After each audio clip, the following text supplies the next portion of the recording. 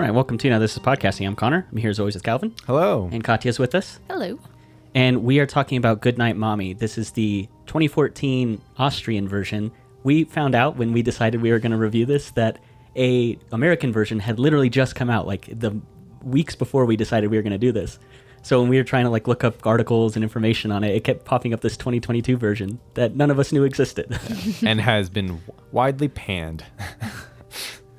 What I found on that is it is garbage. Yeah. So I'm glad that we chose this version because I loved it. I thought it was really good. So Calvin, what's your kind of snappy synopsis of Goodnight Mommy? So Goodnight Mommy is really, it's a long-winded sales pitch for the many unorthodox uses of superglue. That's so good. Superglue subscriptions coming soon. Follow this affiliated link. Oh, that's great. Calvin's sticky stuff. Oh, boy. Sorry. This was a scary movie, guys. It was great. It's also Terrifying. incredibly intelligent, unlike us. So this was directed by Severin, Fiala, and Veronika, Franz. I couldn't find a budget for this, and unsurprisingly, like most non-English speaking movies, it didn't do great in the box office. It was 2.2 million is what it made. But I thought it was great. It's this really well-done thriller, psychological elements to it, but then there's obviously real parts that make the movie really scary and frightening to go through. It basically follows the story of these two boys who have their mother come back home after she's had some kind of cosmetic surgery done, and she's got her face in a wrap. And she's acting differently, and so they suspect that this is maybe some kind of doppelganger. It's not their real mom who's come back. And then through more twists and turns throughout the story, kind of the tension shifts from the mom being in the monster or the creature in the movie to the boys becoming kind of the horror element in the movie. And I love how it switches back and forth. It's really clever in how it's done. I don't think it's not heavy on exposition. I actually love there's so much said about the movie just in how these characters interact with each other, and you find out a lot about their relationships just through quick scenes of them interacting. Mm-hmm. So I thought this was fantastic.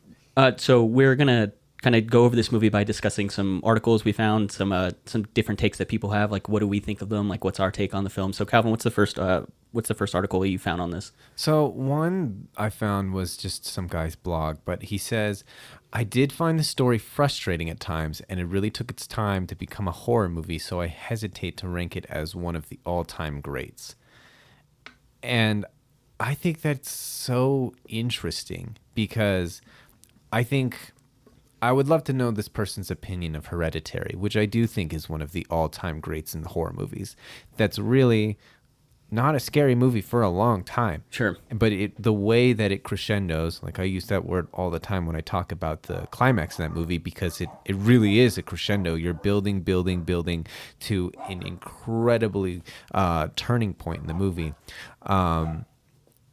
So how this is doing very similar things, it's weird then that he doesn't really think of it as a very good horror movie, because that's what makes it so terrifying, is it feels commonplace to begin with. Sure. And that makes me think that he thinks The Descent is one of the top horror movies of the 21st century, which we didn't have a glowing review of that film. And it did have way better character development because they explained everything that was developing and happening. This one says nothing.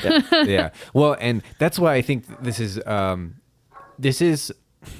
someone that doesn't necessarily know all of the things that they're looking for within a movie. They understand movies, they understand narrative structure. They don't understand what all of the things within a frame are trying to tell them, all of the mise en scène. There are so many things said that are just visual. Mm-hmm. Why there are little clues everywhere that tell you that the boys, there were two boys, and there are not two boys anymore. So we'll get more into how it's doing that. But I think that's if it's taking too long, it's because you're looking for the wrong things. The horror that comes out of this movie is all of the twisty things that look normal when you're first looking at the house, but when you start to regard them with closer analysis, you're like, oh, that's really weird. Why is it like that? Certainly, yeah. No, I liked a lot of the look of this, and I think we can get into it more later, but I love the photographs on the wall of the woman that's obscured or out of focus. Yeah. I think that says a lot about the mother's character as you find out more and more about her throughout the film. Yeah, the look of the movie is great. I think you can capture a lot about what's going on with each character through that. Oh, yeah, for sure. The look of the movie and just with that review, like, yeah, the idea that it is just kind of like, this might just be like a super moving movie about the communication between this family. But then it's actually really scary, like the whole time. Yeah. It's super scary. So I think sometimes, yeah, if you're looking for something that jumps out at you a little more, it's not going to do that. It's just more and more unsettling as things go and like flips you around a lot. Yeah. And the flipping thing is really interesting. Like, whose perspective is this movie really from? Sure. That's one of my favorite things about it is it feels like it's two different movies. At one point, it's a horror movie where the boys are, like I said, it's like their mother that's this creature out to get them. And then the movie flips where now the mother's trapped and it's the boys that are tormenting her. And so I love that change in the movie. I wasn't expecting it.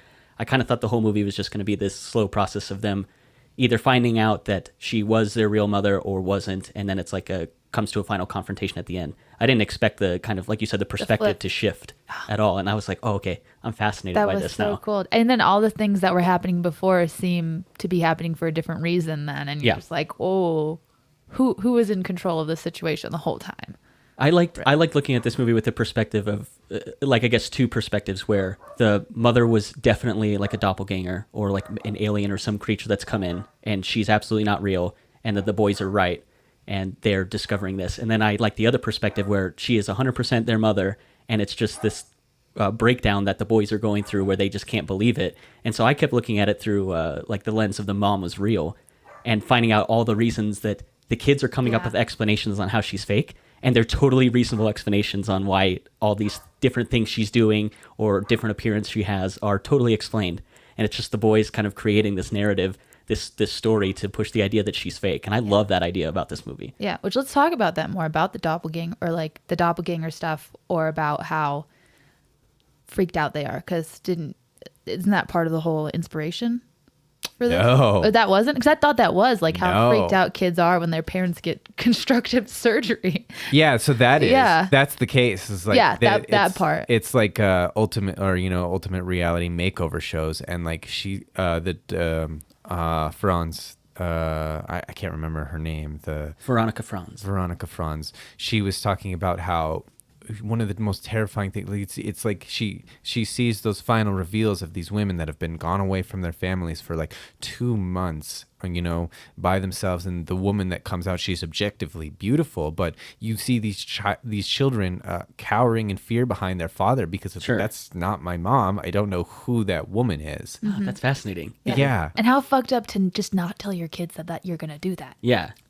She didn't explain it to her kids. Yeah, exactly. Like maybe like there's a lot of things that were unsaid that were said earlier in their relationship about like, oh, I'm going to go away and get cosmetic surgery. But I mean, even if that is said, like the reason for it, I don't think was ever explained. And I think that's implied heavily that they don't understand like the motivation for any of her actions anymore. I do, because I mean, they're certainly aware, the kids in the movie are aware that she was going to have it, because they're like, well, how would you feel going through an operation like that? Like, they acknowledge that it happened. I do love that the motivation for it is like kids being terrified of their mothers after surgery. Yeah. I've seen a couple videos of dads shaving their beards and then like turning around and showing their infants or like, toddlers, and the kids freaking out because they're like, it's the same reaction. Like, that's not my dad, because they got so used to seeing the beard. So I love that inspiration for it. Yeah, I thought that all the time. Our dad would shave his beard like every once in a while, and we're always just like, I don't know. Uncanny Valley stuff. You're like, you're not quite right. Yeah. I don't know. Nose looks a lot bigger now. Yeah, I don't know what's going on here. Yeah, that's so. And how as a kid would you understand that? Like, I need to go become a new person now. Sure. Like, which is exactly probably what she's doing, and the little boy's just like, why would you change? Why would you be a new person? You just need to like acknowledge that we're both still alive in here and do stuff for us. So he's very much like, I'm holding on to stuff, and she's like, yeah, I'm just going to change everything. Sure. And not talk to my son at all. Yeah. And I found it interesting. I miss just not have been in a super attentive mind state, because for whatever reason, this movie felt very strongly from her perspective the whole time. There were just so many shots of her like rewrapping herself and like in the bed by herself, like clearly like, I know that I'm real. Here's me being real. Like, I'm just doing weird things that look weird, but the boys don't actually see them.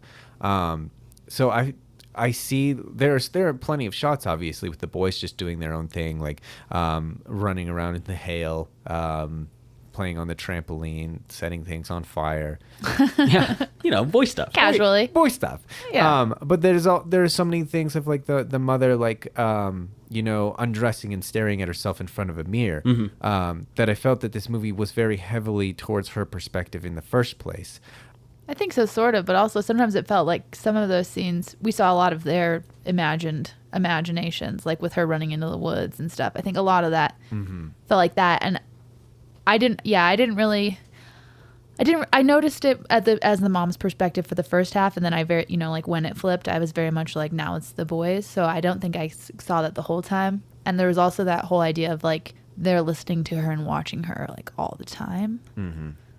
So I don't know. I didn't feel like it was only her perspective. Yeah, going back and I rewatched a few things. I think one scene that's really, really interesting is not only the subject matter, but also how they've framed these dolls behind her head. But when they're playing the game of Who Am I with the sticky notes, she has these Barbie dolls sitting on a ledge behind her head, and her head is framed by both of those. And it feels very much like insinuating that she's a plastic doll that's like, I need to change this outward appearance of myself, and I don't remember what the inside of me is now, because she doesn't get the questions. She doesn't seem to like understand what the answers are. Like, who do I know that has two boys? Yeah. Oh yeah, sorry, because one's dead. She only has one. Yeah. So it's like either her like being like, I'm creating everything from scratch, / I'm not playing your game anymore, and I will refuse to say it's me because I do not have two children. I also thought too, one of the hints that he seems to linger on, he's like, this person loves animals. And I think later on when what is his name? Elias is blaming, he's essentially saying that his mom kills this cat that shows up later in this movie. And that's just another way for it to play into the fact that it's not his real mom, because we learn earlier in the movie in a scene that I thought was really clever, because it is essentially exposition, but it's done in a really, really neat way where you learn a lot about the character that the mom is and how the boys are perceiving her. And so the fact that she's being described as loving animals, and then later on in the movie she's being like kind of blamed or pegged for killing this cat. And it's like another way for Elias to rationalize in his head that this isn't his real mom. Can't be you. Yeah. I do love that, exactly what you're saying. Like that entire scene was exposition, but it's done in the what we were talking about in The Descent. There is a way of showing banality and having it be multiple things. It's expositions, it's character development, and it's also enhancing your main premise. It's a little bit stilted in how it's cut together, and like the one is just like, I think he's messing with the blinds. No, that was afterwards. It was after that scene he was messing with the blinds. Yeah. But it's just like, well, let's play a game because we've been away for a while, and so it feels kind of unnatural in how everything flowed together. But at the same time, it wasn't so out of place that you're like, I can't even suspend my disbelief for why they're playing a game and why they're playing this game. Yeah. Mm-hmm. Just a German thing. German games, the heads up or whatever. Because I think it's totally understandable to be like, okay, like it's like her little effort. Like, I'm not being around. I'm ignoring you guys. All right, let's do a game. Let's do a game. That'll make up for me like getting mad at you and hitting you and not being myself. Yeah, if they like just said that, like, well, let's play a game. Let's ignore the problem and let's play a game. Yeah, I think that's more of what I felt it like. Yeah, because she really just didn't seem like herself. It really set you up to think like, can't be their mom. Like, how could it be their mom? She doesn't seem nice. So I guess I kind of want to get into the circumstances surrounding the mother and Elias and Lucas, and I like that. Well, yeah, I want to get into, I guess, the twist, and I was slow on this one. I feel like I'm usually pretty good at finding the twist, but it turns out that Lucas has been dead. There was some accident that happened prior. And that's why Lucas is always whispering to Elias to like talk to his mom, and he's never doing anything himself. And apparently there's like really few interactions of him physically interacting with anything except Elias. So I was just slow catching that. I thought it was more of like a psychological thing where maybe it was one boy and these are like the personification of like parts of his personality. But it turns out there was just literally twins. So I really liked after the reveal, you get a better idea of why is the mom acting this way. Because I don't think her or Elias are actually like really doing anything especially strange. They're both coping with this depression in a different way, where the only way he can rationalize it is by this isn't his real mom. And the reason his mom isn't acting the way that she's been before is because she's dealing with a separation or divorce from her husband. She's lost her child. And so her being kind of shut out and locking herself away in her room isn't really that odd to me. But when you don't have that context, of course it seems like, oh, doppelganger in the house. Yeah. Which is really intense. And so I like the reveal. It rationalized both of the characters like really well for me. Yeah, and I did find that the twist that Lucas was dead was a little anticlimactic because I felt like it was so obvious. So it's That's what I was nervous about. I was like, when the reveal happened, I was like, I bet Calvin caught that right away. We noticed it early on, but it still did make everything interesting. Yeah. Yeah, it still makes everything. It's two things. It's like, obviously, if you really made like all of your horror hinge on this twist, then it wasn't going to be a very good movie. I don't really know if it's necessary the way they keep spelling it out. You make me feel really dumb, man. Yeah, I don't think it was like spelt out necessarily in that many spaces, except I guess you saw lots of clues. There's just the way they're interacting with everything. Like, she's only talking to him, she's only responding to him. So even if the other one is saying something, like she doesn't actually respond. Like, he's not physically interacting with anything. But it's also the fact that they're like, he wasn't a projection either, because there are those two hanging chairs. There are bunk beds. Yeah. There are a lot of physical indications that there at least were two boys at one point. So why she's not talking to one at all, I think, is incredibly, incredibly strange. But it tilts on the idea of it towards the edge of not being able to suspend your disbelief. It's like, well, you can't like literally not feed your child, right? Yeah. So that's why I felt like there was like, it's much easier to say like, okay, well, there's something probably wrong with Elias then, and not the fact with the mother. And that's, again, why I feel like it skews so heavily towards the mother's perspective, is because all of the things that are happening can really only be perceived wholly by her. Yeah. Although, like, there was a minute at the beginning where I wasn't sure what was happening. And I think they set it up to make you think, like, maybe they were all in a bad car crash or something. And she's blaming Elias for some reason about the car crash. Like, maybe she got in a crash, that's why she got surgery, and he was the one maybe that caused it, and that's why their dad's not there because he died. So like, for a minute there, I was like, she just hates this kid now because he killed the dad for some reason. Like, so there was a minute where I was like, maybe that's what's going on, but then it wasn't. So I just feel like having it spelled, like having multiple, like maybe reiterations of, this was a boy that's living in this other twin's life. Like, I think it was kind of nice to have it, because I feel like there was some ambiguity if you weren't catching everything. I should have really noticed when the one guy's delivering all the frozen food and he keeps looking at Elias. He's like, you must love pepperoni. Pepperoni here. Pepperoni pizza. Yeah. He just keeps going on about it. I think like, that's the how point. it's a lot of food for like one person. Yeah. I should have caught that. That's the part where I really was like, oh yeah, the other kid's definitely dead. Because he didn't say anything to the other twin. Yeah. I think that the twins kind of distract from the main premise, from all of the commentary of why people want to change their appearances, and why these people are going through different coping mechanisms. But at the same, like you could have just given Elias a different coping mechanism, or maybe he just like thinks that his mother, or like it's just his reaction to his mother's coping mechanism, that he's like, I reject all of this. Sure. I think that that's not possible if they're twins, because like, so if his twin actually did die, right? And he's actually going through this, I don't think it's possible for him to have another coping mechanism, because like, he's literally been with this twin forever. Like, I was reading a lot about twins and like what happens if one dies, and like they were saying, especially for, identical twins who are literally of the same, right? They're like of the same basic thing. Zygote. Yeah. They're monozygotic. They've known about each other since 16 weeks, like from conception. So they've known about each other since month 3 in the womb.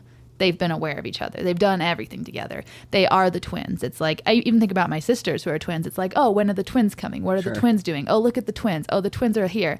Like, they are one identity, both to everyone in the world, but also like to each other. They're just like so in sync. They've always been there together. So this would be him all of a sudden being on his own, which is not something he understands at all. And I was looking at like also a lot of like late research on what happens if like a twin dies. And they were saying for like kids under 25 or people under 25, if their twin dies, if they're identical, there's like a 50 to 60% increased chance of them forming a psychiatric disorder. Oh, wow. Like from the normal person. And then if it's if they're like not identical, it's like a 30% chance of increased psychiatric disorder. So it would make like thinking about that, like research, and all this research too, like at least the main thing that I found, like the main study is Swedish. So at least maybe close by, maybe these people knew about it. Like it just seems very much like that's the option. Like he's probably developing like this, some kind schizophrenia. of disorder. Yeah, and he's actually still seeing his twin, or it's his evil half of his personality now. Sure. No, I like that you brought that up, the idea of like identity, because that's a note I made, is because I love scenes like when they're just sitting in the chair like burping. And it just shows, and that's one of the scenes where there's no dialogue or anything, and it's not like straight up exposition, but it does a really good job of showing you like how involved these two are with each other, how important they are to each other. They just enjoy being around each other, and so when one of them is gone, it's a real loss of identity for Elias. And I actually think that leads into kind of my theory on the images of the woman on the wall, and it's blurred because you find out later that maybe the mother had a twin, because there's a picture of her with someone who looks just like her. And so my thought is that the mother had either a falling out with her twin or she died, and that's what the blurry images mean. It's like she's lost the sense of identity she had because she was a twin, and that person's no longer in her life anymore. And so she's a blurred version of herself now, and that's what these images represent. And maybe the cosmetic surgery was a way for her to like gain identity back, and like she's going to be her own person now. Oh, that would make a lot more sense if she was why you would get a new face. Yeah, that makes a lot of sense for me. The paintings and everything, to me, that was one of the few things that I felt from the beginning were the children's perspective, because they're like, I don't remember what she looks like. Like clearly they're meant to, I think, to represent their mother, but like she's been gone for so long, and this person I don't really recognize, but I guess I don't remember what she looks like either. And there are just some repeated, like in one point where he's holding the match with his outstretched arm. There's one of the paintings directly behind him, also with an outstretched arm, which I thought was really cool. So it's a little bit of foreshadowing as well. But I think it's just the perspective of like, as a child, I don't understand why anybody is doing any of the things that they're doing. And everything seems so foreign when it's not the same as it was before, that there must be something wrong. Something must be insidious about all of the motivations for her actions. Which is why, when I mentioned earlier, I love looking at it the perspective that she is their real mother, and everything that is odd is like has an easy explanation, like the mole. They're like, the doctor says it could have. I'm assuming the assumption is like it could be cancerous. She says it's dangerous, so it's removed. And then her eyes being a different color, she's like, well, I got different contact lenses, and it's just super normal. Yeah. And again, that to me, it's a way of her getting her own identity. And so she's made these changes, but to a kid who doesn't understand the context of any of this, like you said, it must be insidious. But I love that all this stuff is like really explained, but to the mind of a child, it's like, no, that can't be. She must be, some entity who's entered my house. Yeah. I love that. And I love that they put their little radio underneath, and which like that part's kind of like creepy, but it's also so cute. It's like they want to know, or maybe they're just looking out for her. Oh, I thought they're it was not. Definitely to like, they want to spy on chanting her. some evil demonic thing. Yeah. And I think she's just having an orgasm in one scene. Like that's what it sounded like. It's just like her moaning.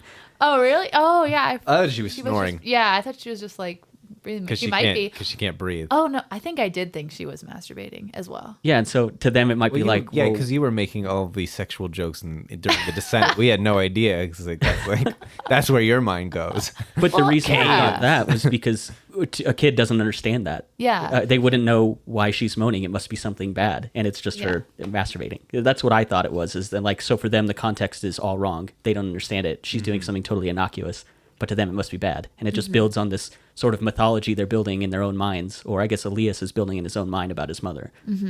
I think I will rewatch this movie then with the express intent of looking for the fact that these are two people that were both twins, and they're struggling with identity now. Because I think I latched on more to the social commentary of like, why are you doing cosmetic surgery at all? Sure.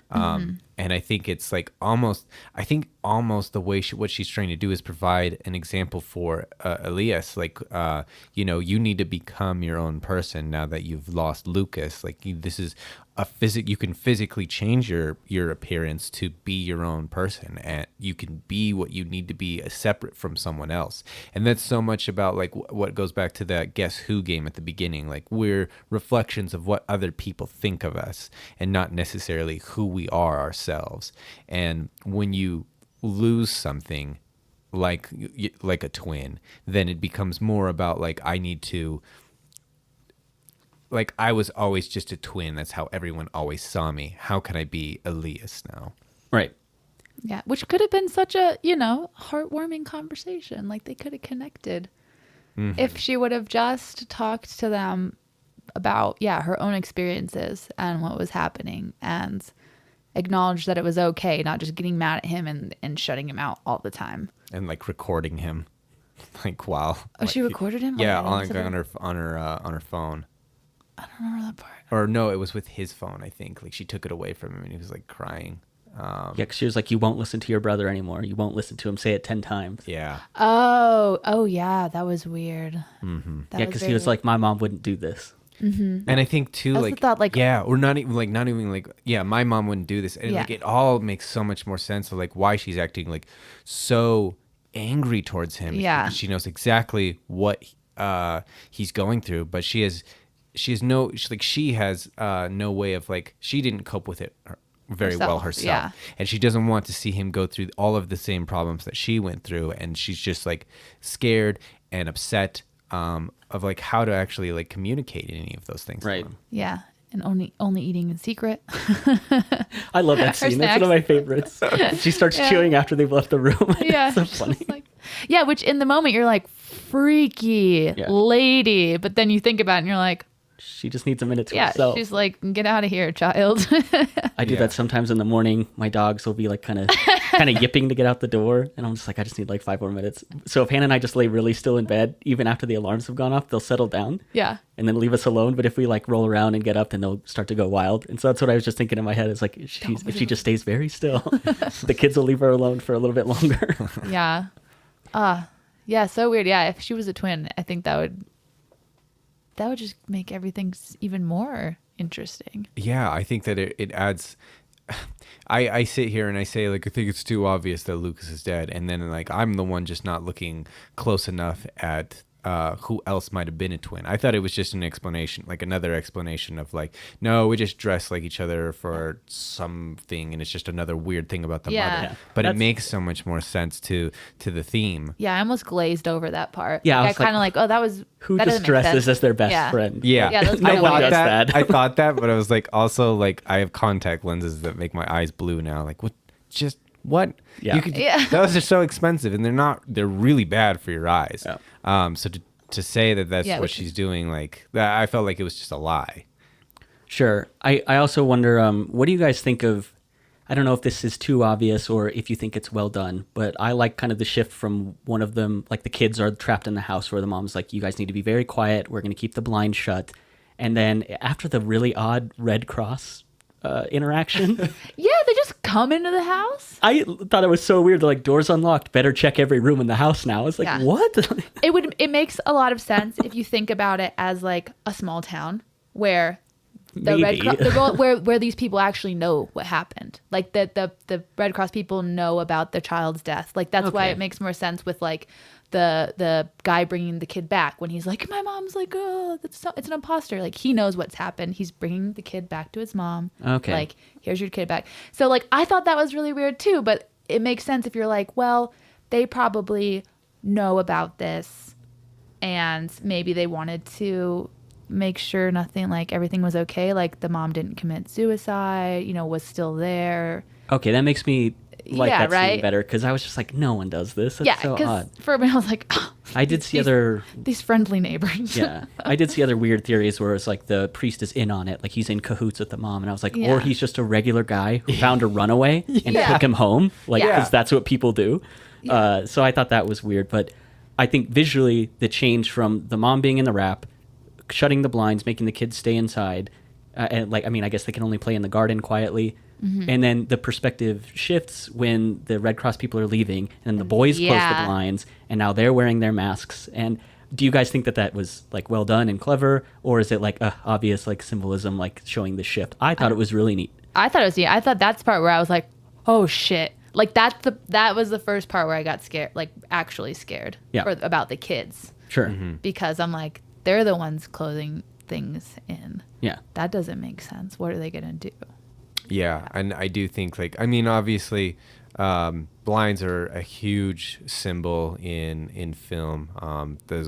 It's all about like shutting off your internal like family dynamic to the side of the world. It's something that was stressed very heavily in American Beauty to me, like when in school.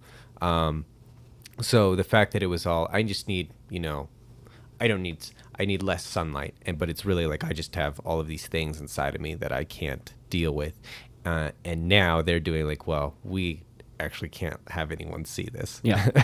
I think it's interesting to see how it changed from just a symbol of like internal mind states to something like very physical, like things are shit's about to go down. Yeah. Yeah. And like we can't get caught for this. Yeah, and which why I'd have trouble with the article or comment you read earlier where it's like, oh, it's so slow and like nothing's really building up. But I was like, I thought it, like you've said crescendoed before, but I thought it was great. Like, I was definitely engaged, and I thought it was very tense when you can see like she's like wet the bed, like, because she's been captured Yeah. there, and then Yeah. and then he's like, you need to change the sheets. Like, I'm not going to do it. Like, you have to do it. That And then part got real weird. It was very like Home Alone, but darker, where they're like, Yeah. that's exactly what I thought of when they were like sharpening the little, taking the little suction cups off of their bow, their bolts, and he's sharpening them, and then having like the tripwire when the mom tries to escape. I was like, Yeah. oh, very Home Alone. Very Yeah. Home Alone, but like it was super, this is what would have actually happened. Like, like, every time I watch Home Alone, I'm like, those guys would have died like 6 times by now. What the heck? Yeah, exactly. It very. We looked up movies that were very in a similar vein, and Bad Seed was. I did Was see it? that. Yeah, Yeah. I laughed when I saw that text. It was great. I was like, oh, okay, well then I'm sure this movie will be good. It's on the same line. Which then you think about it, you're like, holy crap! If the Bad Seed was like this, it would be so good. Yeah. Right? Like, if the mom knew the whole time, like, her child was evil, Yeah. and like getting stuck alone was a bad thing. Oh, it'd be so good. Yeah, and then like the realization she has to come to deal with this child that is outright evil. Yeah. Instead of them just like slowly and dramatically being like, oh, what would I do? What would happen if this were true? It's like, it is true. It Yeah. is Deal with true. it. It's happening right now. Yeah, which in this movie does not mess around. I did, with the slow part, I did fall asleep at one part. I fell asleep for a few minutes because it was still calm and still. This movie, So there was a oddly, moment yeah, I got tired. I was oddly reminded of like Memoria and Borgman, and how calm Yeah. those movies are until they start to get much more intense later on. Yeah. And I definitely got, like the very modern looking building and kind of in the middle of nowhere in the woods was very Borgman to me. That's true. And like the psychological elements and the dreams in Borgman, and then the dreams that take place in Goodnight Mommy were like, I mean, not similar in terms of like narrative and how they're pushing the story, but having those dream elements reminded me a lot of Borgman, which is such a good movie. Yeah, Yeah. and I think what's interesting is yes, it's the reason that it was marketable enough to an American audience is the crescendo of violence, whereas otherwise it teeters on being an art house film for most of the movie. It's very quiet. There's no music. Everything is all about the visual representation of everything, and it's not about exposition or dialogue. And there are very few dialogue or lines of dialogue that I think like, oh, that's really necessary. Or like you could take all of the dialogue out of this movie and still probably come away, like if you were looking for the right things, you could still come away with the same conclusion. Yep. And I think that's when a movie is really, really good, is that the fact that the dialogue helps. It's not the only thing that matters. Just enhances it. Yeah, exactly. Yeah, which then with the violence, I wasn't just not expecting things to get so violent. Yeah. Like, this is just a normal thing, and now like she has to rip her lips apart. Dude, all She's, the super glue legit is- tied oh up. my Yeah. God. Yeah, I which just is also watching the like kid do it so patiently, and yeah, he's very methodical. Oh man, so the reason they cast these boys, I was watching an interview with the directors. Like, so we had 3 pairs that we really like, and so we were telling them like, so this person, this mother, like dummy, like they had her tied up in a chair. She has kidnapped your real mother, and you have to try and figure out like how to get that information out of her. How would they interrogate her? Yeah. So the first 2 were like just like screaming at her like, where is our mother, and like all these other things. Then these boys, they literally just like started stabbing her. Oh my God. they were like oh, you're perfect. because we needed them to look innocent and beautiful, and like that they could do no harm, and then suddenly they were actually psychotic. Yeah. they were doing a lot of harm. Yeah, so I thought that was such an interesting way of figuring out like how someone would handle those types of behaviors without the same exact situation. Like, you're actually a villain, but you think that you're a good guy. Yeah. I like Yeah, to do what that would you they put the burn mark on her from the magnifying glass, and I think it's to like parallel. She doesn't have the mole anymore, so to make her like more like their mom, she gets like the little burn on her face. I thought that was great. Apparently, too, they auditioned like 130 sets of twins for this. Yeah, Which is incredible. They were all like local. They like to went to the all of the schools in Austria. Which makes things doubly scary when you think about the fact, going back to twins dying and the alive twin being psychiatrically crazy or disordered, is that the rate of twins is going up like super, super fast.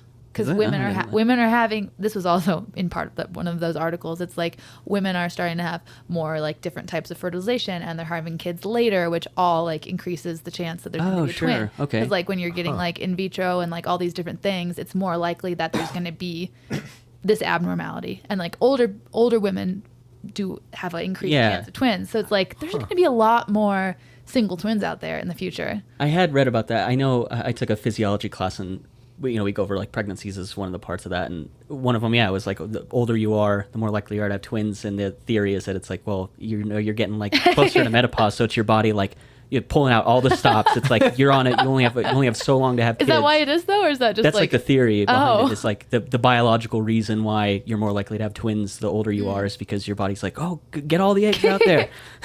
we need to get a baby before menopause. So that's crazy. so interesting. I love biology. It's so fascinating. Yeah, which then makes this movie like even scarier. Yeah. Because you're like, holy crap. So I want to also talk about, do you guys have theories on how Lucas died? I found a thread on Reddit discussing this movie, and Nick TKH has the theory that Lucas drowned, and that's because like the opening of the movie, Elias is timing him underwater, and then it cuts to the title screen. And that usually that's been used in the past to signify like this is a real event that happened before the main event. And so that's to kind of be the scene where he died. I also think that is kind of cool because then you see the cat in the tank towards the end of the movie. I think that could symbolize the drowning as well. He's just floating there. Yeah, I know. I definitely think he drowned. And it's also like it really enhances the symbolism behind the mother dumping the cockroaches into the water to lure him out from behind the hiding, because cockroaches are supposed to be something that's like festering inside of them. Like when they cut open her belly and all of the cockroaches come out, like that's something that's like it's all of our inner demons and our unresolved conflicts. And so the fact that she's like, no, like look, they're dead, they're drowned, like that part is gone. Like you can either come and save them and rehabilitate them, or like you just have to let them go. Yeah, which makes everything like so much more complicated, because you think that Lucas is the alive one, right? He's the dead one. The dead one. Okay, so you think that Elias, he's probably feels guilty because he couldn't get his brother. He like let him drown because he wasn't paying attention. And then to think that he would put other things in water or like let that happen. And he's like scooping them up at the end. Yeah. Like, it's such a desperate attempt to try and save them. He really did. That's really heartbreaking when you think about it that way. Yeah, that he couldn't save his brother. I thought of it too as like the idea that the cockroaches weren't even Elias's, they were Lucas's. And so it was important to him to save them because that like symbolizes Lucas to him. But I don't really know because there's all kinds of bugs, like their wallpaper is ants. So maybe bugs were just important to both of them. I don't know. Yeah, maybe. Well, they are burning ants, so maybe they didn't really like them. I know, and the burning ants, all that stuff, you're like, well, maybe you guys were a little twisted from the beginning. Like, right. This was just the switch. Sure. But I also thought that another cause of death could have been a car crash, and that was the reason that she needed surgery. I thought that for a bit, too. Yeah. It feels like whatever is the motivation for her surgery is never explicitly said. And so, I thought too, like car accident, that's why the dad isn't around and that killed Lucas. And that's why later on, she's like, the accident wasn't your fault, Elias. Like, I don't know.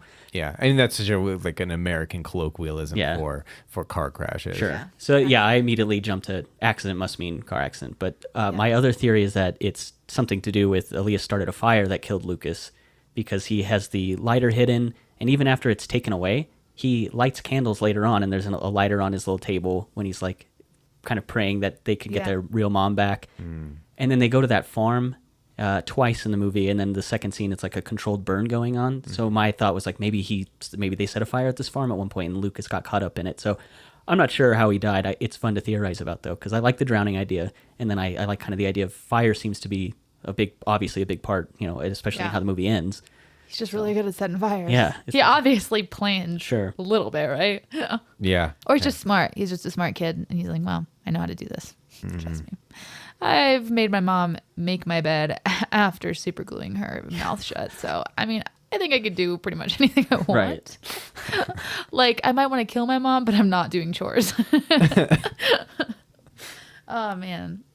So I guess my last theory kind of getting to the climax of the film where the mother's been super glued to the floor and she knows she's in like dire straits right now. She's like, I'll play along. I'll pretend Lucas is alive.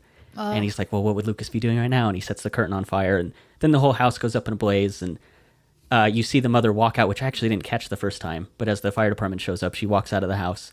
So do you think that they all died? Because at the end, they come out of the cornfield and they're all kind of standing with each other in the most creepy smiles ever. Yeah, super creepy. Like they're posing for a family photo. And so I found some theories online that they all died and this is them like finding each other in the afterlife. Yeah. Like I feel like it makes sense to think they all died, but I really want Elias to still be alive. Yeah. Like be the only one alive. And then you're just like, well, now he has two alternate personalities that he's going around the world with. And that lighting is coming from the fire and not necessarily like a picturesque photo shoot. Sure. Yeah, because that'd be creepy. So I think it makes a lot of sense that he would have died. Because we didn't really see him get out right, and we don't really know like how. I guess he could have just left. Yeah. So it also makes sense that he just left. Yeah, I know. I like your idea better that he is alive, and now he has a picturesque idea of his real mom because she's dead now in real life, and now he gets to be with his brother again because this new mom isn't going to tell him to ignore him. Yeah. And so he gets to have his brother back, and so this is all just him projecting that this happy family he has now at the end. Even though they're both dead. Think about his dating life in the future. Like, just because that's the scariest thing to be like, oh, this kid's going to grow up. Right. And he's going to be able to buy any super glue that he wants, as much as he wants. Yeah. Like, also think about that. Like, is it just like a common thing to have that much glue around? Because, like, I remember having one tiny thing of super glue in the house pretty much all the time. But it was one tiny thing of super glue, right? And that was it. It was never like multiple things of super glue. I mean, super glue is also flammable. It's true. Maybe he just covered everything in glue. For a pyromaniac, that's the glue of choice. Yeah, exactly. They should have had like a bunch of model cars or something in the background, like he puts together, and that's why he would have so much super glue. Yeah, exactly. Or like I mean, I didn't really think about it. I make a lot of super glue. Yeah. I make a lot of models, so I have super glue, and it lasts a while. Like I've had super glue for years now, so I think you could have sufficiently glued someone's face and eyes shut with the amount he had, I think. I just think about And like then pulling her my entire body. and then her to the- like guess her so, too. body. Then think about like at the end when like all of her hair seems to be down there. That part was probably the cringiest to me, whereas like I could see her hair was glued down. I was like, oh no. I was just Yeah. imagining, because I get it on my fingers sometimes. I'm like, oh, what a nightmare to That's pick all exactly this what I was out. thinking. Like when I thought that when she ripped her lips apart, I'm like, I couldn't even get my fingers apart. Yeah. Like, how are you ripping her lips I was like, apart? oh, she's gonna have to cut all her hair off. It's all trash now. I just felt bad how glued she was, because even when I get some on my hands, I'm like picking at it for like days after. Yeah, exactly. Yeah, if you don't have acetone, it's just like it's a health hazard otherwise. Yeah. All right, so I guess we can just get into our final thoughts on this. Like, what kind of movie were you expecting, and what did you get out of this? Like, did you watch the same movie as some of these other articles and comments we read? She's like, you want me to go first? Either one. He was looking at you, so that's why I thought. I like, wasn't looking at anyone. I just looked over. That's just where my eyes went. I would say that it was more or less what I was expecting. I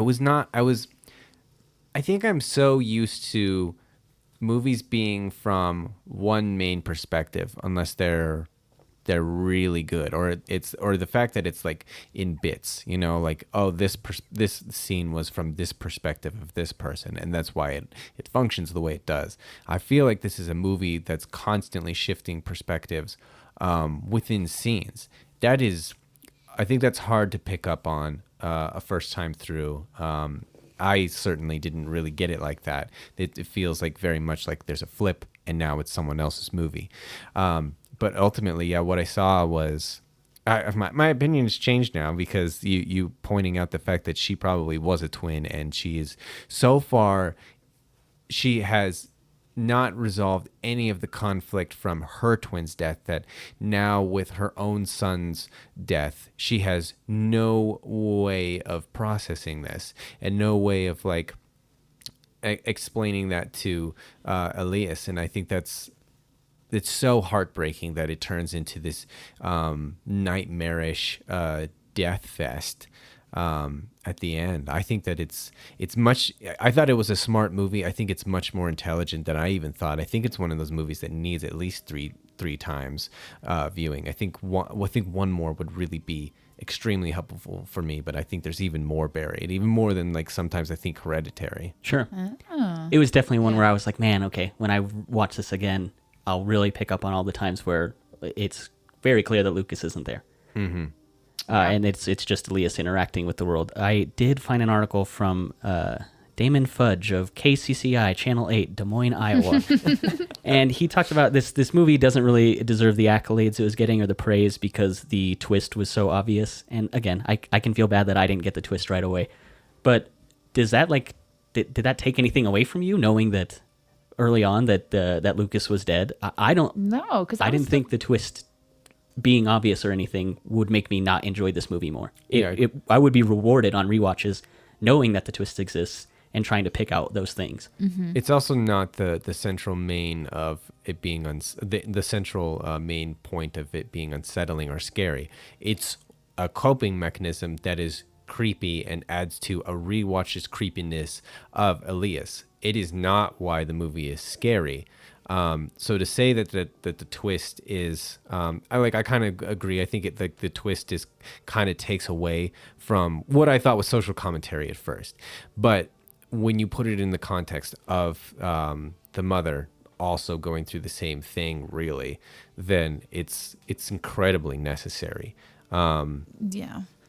And for me, it set up from the trailer where we saw the mom eat a cockroach, which didn't actually happen in the movie. I thought the mom was just evil. So the fact that I knew the other twin was dead, like dead or alive, I was like, well, she's got to be an evil doppelganger, because there's no way you could do that to your kid.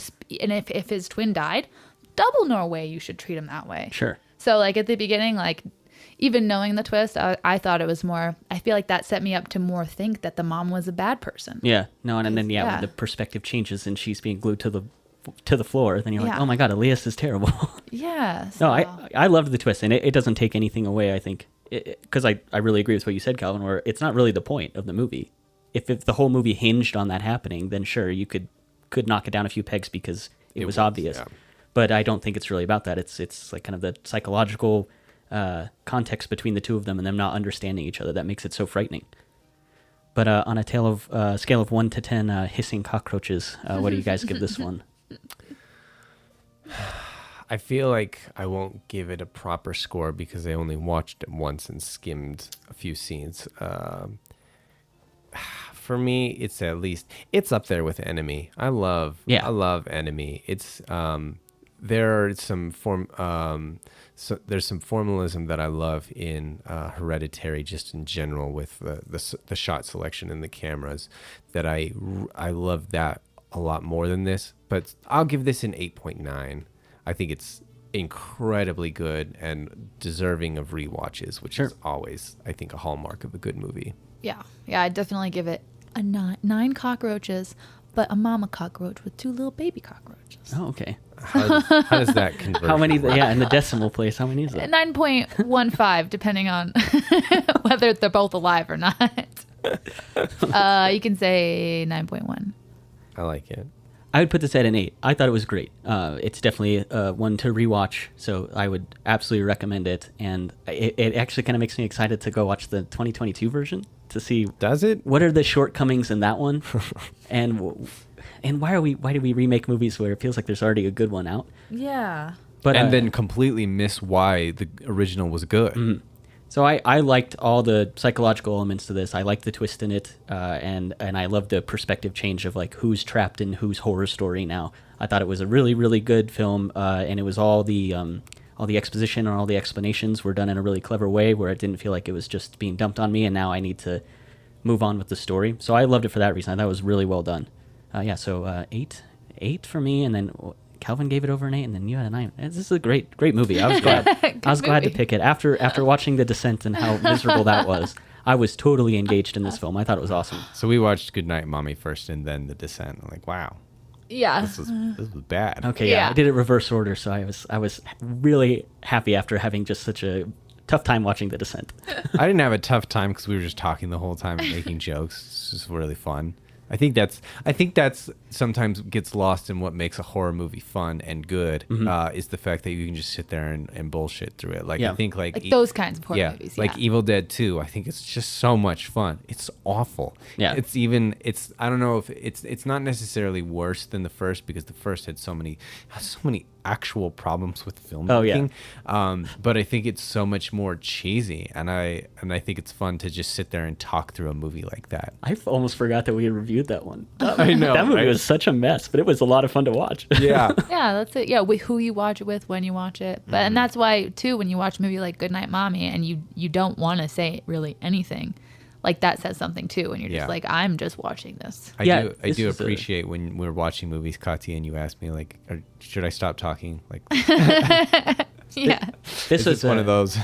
A good way to rate a movie is like, do I need to have my phone out for this? Like, can I scroll through something while this is on? My phone was down for this for Goodnight Mommy. I thought it was great, but I was checking stuff on Reddit when I was watching The Descent. Yeah, like I bet like all of you are like, is The Descent good? Like, am I experiencing what I'm supposed to be experiencing right now? Do I have the right version? Yeah, this is why we probably need to get Caroline on, Calvin. Oh yeah. Because she's the most scared person in the world. We've been trying to get Caroline to watch Hereditary with me and her boyfriend, and be like, yeah, let's watch Hereditary, because he's like all for it, and she's just like, well, if you want to still be together, man, you won't ever make me watch that. I was talking to Hannah because when we watched the Bad Seed together, one of her friends was going to come over that day, and she ended up going over to her friend's house because we were going to watch the movie. I was like, well, just join us and watch the movie. And she's like, no, she's too scared. She hates horror movies. I was like, this is not a horror movie. This is hardly a horror movie. Like, you can watch the Bad Seed, I promise. Yeah, no, it'd be funny to have someone who is scared of movies on, because I feel like I just don't really, unless it's like the psychological slow build horror where it's like it's horror because of the frame of mind it puts you in. Mm-hmm. But people who get scared of jump scare movies, I'm like, you're just scared of being frightened. You're not scared of what's actually happening. Yeah, and she is. We went to a haunted house last night, and I wanted to be at the back so I could watch it all. It was amazing. She was like glued to her friend's back, and she was like basically getting a piggyback ride through the whole thing. It's great. All right, well, have Caroline on, talk about more scary movies. That's what I got out of it. Yeah. All All right, and with that, we're going to wrap this one up. Thanks for being on, Calvin. And as always, Katya, thank you for being here. And you can find our podcast on any platform like Apple Music and Spotify. We also upload all these to YouTube, so go ahead and leave a comment. Tell us what we're doing well, tell us what we're doing wrong, and leave suggestions for movies we can talk about in the future. And with that, thank you for listening to Now This Is Podcasting.